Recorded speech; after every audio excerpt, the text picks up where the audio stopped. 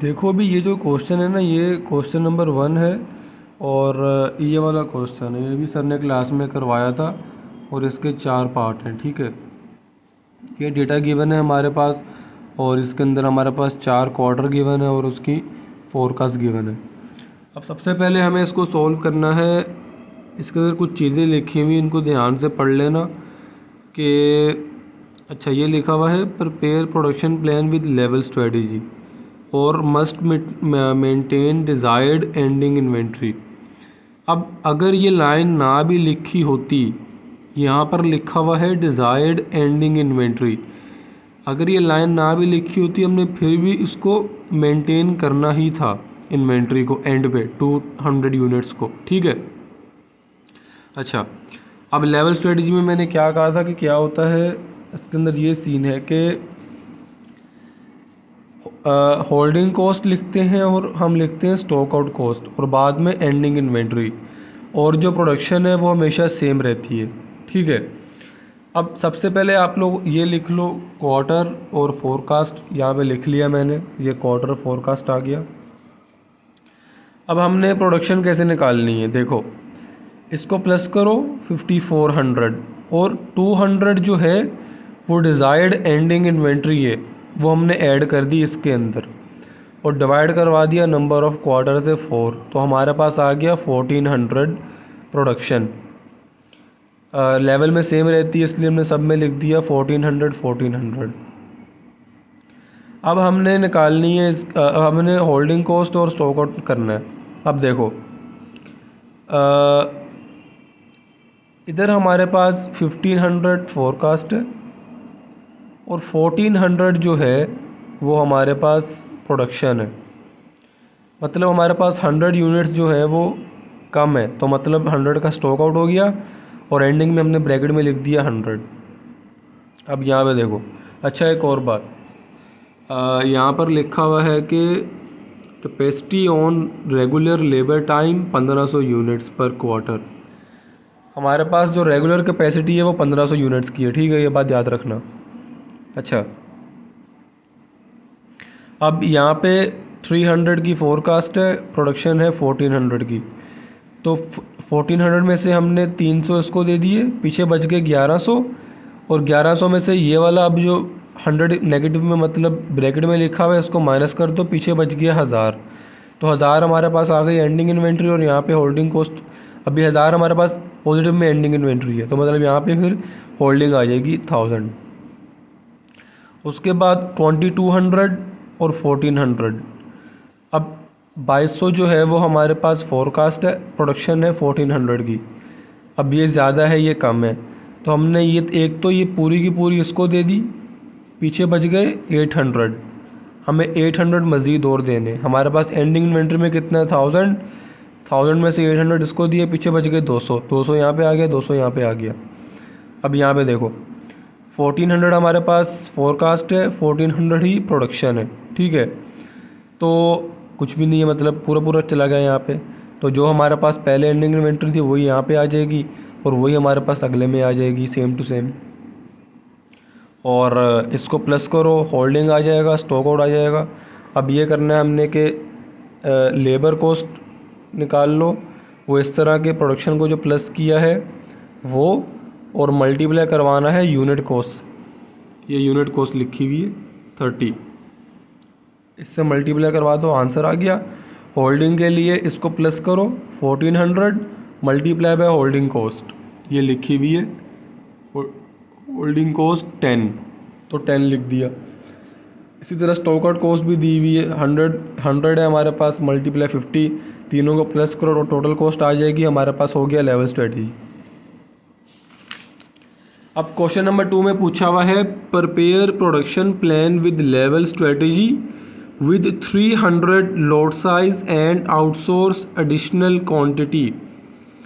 अब 300 जो है वो प्रोडक्शन उसने हमें लॉट साइज दे दिया है फिक्स, बस हमने वही यूज़ करना है इसके अंदर, इस तरह ये क्वेश्चन लिखा, प्रोडक्शन आ गया हमारे पास 300 सब में सेम, क्योंकि क्वेश्चन में गिवन है।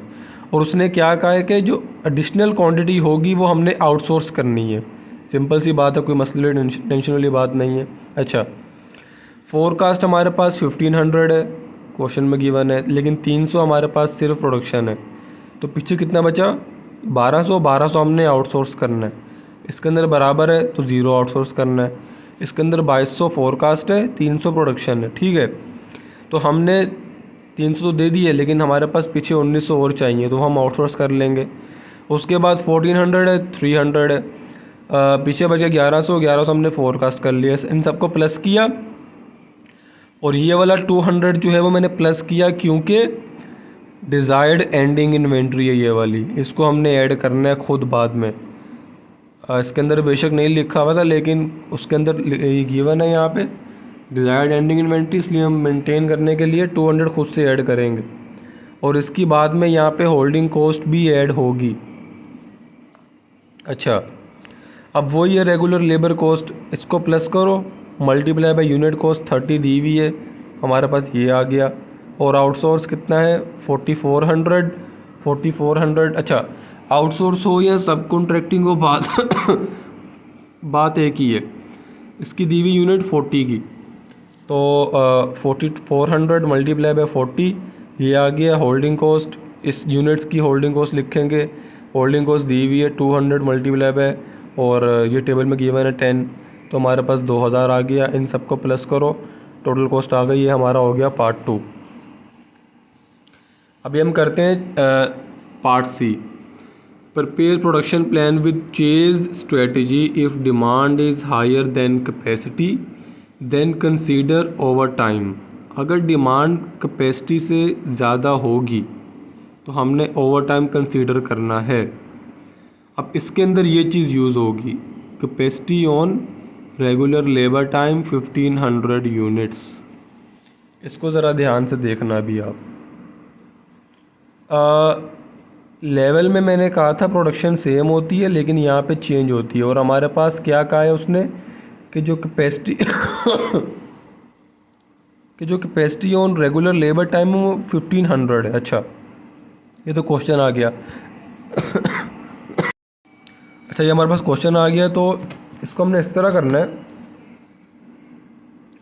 फोरकास्ट 1500 है और हमारी रेगुलर कैपेसिटी क्या है? 1500। अब एक और बात लिखी हुई है यहाँ पे कि, अच्छा उसको छोड़ो, उसको हम सॉल्व करते हैं। तो 1500 फोरकास्ट है और हमारी रेगुलर कैपेसिटी 1500 है, मतलब 0 ओवर टाइम है, 0 ये आ जाएगा, कोई टेंशन वाली बात नहीं है। अब देखो 300 फोरकास्ट है, प्रोडक्शन हमने दे दी इसको 300 की, ये खुद से लिखा है, लेकिन हमारी रेगुलर कैपेसिटी क्या थी? 1500 की। तो हमारे पास ये वाली देखो 1500, अब इसमें से इसको माइनस कर दो तो हमारे पास 1200 क्या हो गया? 1200 हमारे पास हो गया है ले ऑफ, वो हमने ले ऑफ कर दिया, एक्स्ट्रा आ गया हमारे पास, क्योंकि पिछले महीने में 1500 थी, अगले में हमें चाहिए थी 300, तो हमारे पास 1200 एक्स्ट्रा बच गया, वो हमने ले ऑफ कर दिया। अब यहाँ पे भी 0 ओवर टाइम है, क्योंकि 1500 से ज़्यादा यूनिट्स नहीं लग रही। अच्छा, इधर देखते हैं, 2200 फोरकास्ट है, प्रोडक्शन है 1500 की। अब देखो ज़रा, हमारे पास रेगुलर कैपेसिटी सिर्फ 1500, लेकिन हमें कितना चाहिए? 2200, तो 1500 इसको दे दिया और पीछे कितना बचा? 700 का हमने ओवर टाइम कर लिया। अब देखो, अब हमारे पास पिछले महीने में ये तो हो गया 700, यहाँ तक ये हो गया। अब 300 था पिछले महीने में, लेकिन अगले महीने में हमें कितना चाहिए? 1500, तो हमें 1200 हायरिंग करनी पड़ेगी, 1200 हायरिंग कर लेंगे। अब यहाँ पे देखो, अब 1400 जो है फोरकास्ट है, लेकिन ये सबसे एंड वाला क्वार्टर है, तो इसके अंदर हमने डिज़ायर्ड एंडिंग इन्वेंट्री भी ऐड करनी है। तो 1400 प्लस 200 वो वाला, ये वाला 1400 प्लस 200 हमारे पास कितना हो गया? 1600। 1600 हमारे पास फोरकास्ट हो गई और प्रोडक्शन हमारे पास है 1500 की, ठीक है। तो 1600 में से 1500 हमने अगर इसको दे दिया तो हमें कितना चाहिए मज़ीद? हमें चाहिए 100, तो 100 का हमने कर लिया over time. Hiring lay off इसलिए नहीं आएगा क्योंकि पिछले महीने में 1500 था, अगले में भी 1500 आ गया, तो हमें यहाँ पे कुछ भी नहीं करना। इन सब को प्लस करो, इसको प्लस करो, और ये 1200 है। Regular labour cost 1400 multiply by 30 unit cost दी हुई है, सिंपल आ जाएगा। ओवर टाइम, अब ज़रा यहाँ पे ध्यान से देखना, ओवर टाइम यहाँ पे दिया हुआ है 800 हमारे पास आया है, ठीक है। और यहाँ पर ओवर टाइम का लिखा हुआ है 15 एक्स्ट्रा पर यूनिट्स, लेकिन यहाँ पे मैंने लिखा है 45, क्योंकि ओवर टाइम का मतलब है कि अगर हम एक यूनिट का 30 दे रहे हैं, तो ओवर टाइम के लिए हम उसको 15 एक्स्ट्रा देंगे, तो उस 30 के अंदर हम 15 ऐड कर देंगे, तो हमारे पास आ जाएगा 45। ये देखो यूनिट कितना 30 है, लेकिन ओवर टाइम के अंदर कितना लग रहा है, 15 एक्स्ट्रा लग रहा है, तो इस 15 को हमने इसमें ऐड किया, हमारे पास आ गया 45 मल्टीप्लाई किया, ये आ गया। हायरिंग के लिए 1200 यूनिट 40 दिया हुआ है हायरिंग का, मल्टीप्लाई करवा दिया। ले ऑफ के लिए 80 दिया हुआ है, 1200 आ गया। ये देखो लिखा हुआ है, ये हायरिंग का लिखा हुआ है, ये ले ऑफ का लिखा हुआ है। और बाद में हमने जो 200 मेंटेन की है उसकी होल्डिंग कॉस्ट भी लिखनी है खुद से, बेशक क्वेश्चन में गिवन ना हो। 200 मल्टीप्लाई बाय 10 हमारे पास आ गया 2000, सबको प्लस करो, टोटल कॉस्ट आ गई। अच्छा, ये तो हो गया पार्ट सी। अब हमने पार्ट डी के अंदर क्या करना है, सिर्फ एक चीज़ का फ़र्क है, वो ये कि if demand is higher then capacity then consider subcontracting. यहाँ पे कंसीडर ओवर टाइम था, यहाँ पे कंसीडर सब कॉन्ट्रैक्टिंग आएगा।